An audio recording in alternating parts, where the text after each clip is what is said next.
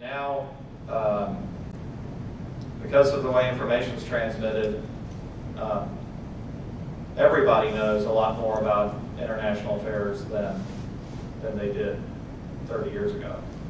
And I think that's new, and so young people are attracted to what's new, and a global awareness is kind of a new thing that my generation didn't have in the same way. So I think it's natural that, and then because these sort of opinion leaders and public figures have really taken on building our awareness of global poverty, global health, and global politics, I think that's a natural thing that would happen.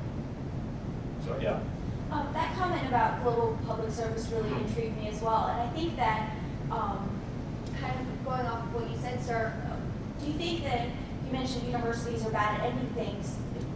Does that extend beyond faculty and research to students and public service, in that they know that if they study abroad or do something globally, that that's a very feasible project to go and do and end and have something that they've completed and move on to the next thing, versus like for my peers staying in Chapel Hill and trying to accomplish something that's hard to really end when you work in the region that you're in, and because people want you to stay. I know that the internship that I have, I'm free labor. So I think that are putting pressure on us to keep working and keep going and keep staying where we are, and that makes it really difficult to end a project.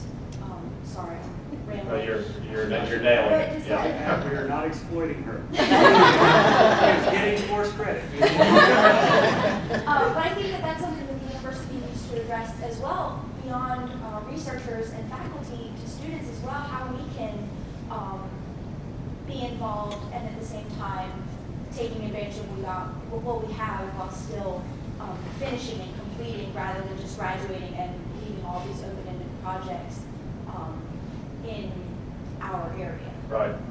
Well, yes, so this is a very good answer to your question. And I think you've put your finger on something, which is we really have not figured out experiential education. I mean, we found out good places to put people, and they have good experiences. And a lot of the experiential education that we do, we get good reviews for. You're probably going to give good reviews to your, okay, but we haven't really figured out how to have that have a tangible, measurable impact, other than to raise awareness on behalf of the students. And but the problem with that is that every single student who is in an internship or studying abroad or whatever, each one of those is a one-off circumstance that takes hands-on management by somebody to describe and tie up and all of that. And we're not adequately staffed to do that, and I'm not sure we want to be. So we need some other solution that we haven't thought of yet. Yeah. It's around the same line. I have 2 children, and eventually will have 3 in the North Carolina system somewhere. And what I'm noticing as they're graduating or getting ready to graduate is the flip side of being having so much at your fingertips is the complexity of choice. So my oldest is now going to go to grad school. He's going to take a year off to go to AmeriCorps in California.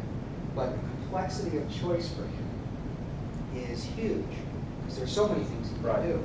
And I think he struggles with, and I bet this is true of a lot of undergraduates, just look where they are in their life and their experience. How are universities coping with getting these students aware and coaching them after they, in the transition to postgraduate life? Right. Well, all I can really do is add to your analysis of the problem. But I think there are 2 other factors. One is, and one's a good part, and that is when people select something, they're making more of a choice. So we're seeing, for example, young faculty members are much more committed to the totality of academic life than they were the generation before. So in my generation, people were much more focused on research than they were on teaching and serving the university. Whereas now, and that's because, you know, I went to college, I loved chemistry, got a PhD in chemistry, I decided that I wanted to work on what I wanted to work on, so I became an academic scientist. And I think now people are choosing academic life from a wider range of choices. They're more committed to the whole idea of the university than they were. So we don't have a lot of problem getting our young faculty to be better teachers. So I think this whole teaching versus research thing is working its way out of the system because of this, and I think that's a very, very good thing. And I think the way that plays out for your children is exactly what you said. They have a wide array of choices, but when they choose something, they will have chosen it from so many options that it's something that they're likely to be more committed to. They didn't just go down to career services and see who was interviewing and go to Cincinnati to work for Procter & Gamble because that's who hired them. And I think the second thing is that we're seeing people graduate far more interested in where they're going to live than what they're going to be doing. And Richard Florida has done a really good job of describing this if you follow any of his writings. And I think Jim Goodman has absolutely nailed this with the American Tobacco Project. And there are people who want to work at American Tobacco and don't care what their job is. Because they've got Tyler's there, and they've got the ballpark, and they live there, they've got the Performing Arts Center. And so there's a lot of focus on being in a certain place. And we don't know yet how that's going to change.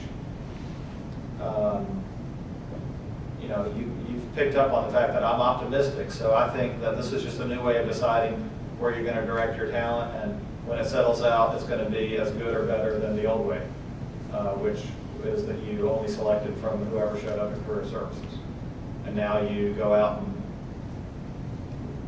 see, and again, it broadens your choices. If you go decide I'm going to live in Boston, you go to Boston, you get a job at Starbucks, and you look at all the opportunities that are in Boston, you might end up selecting one that's better suited to you than the one that you would have gotten just by keeping your zone of choice to Chapel Hill. So who knows? Yeah. So I guess this is probably the end. Is there one more short question? Okay, if not, thanks so much for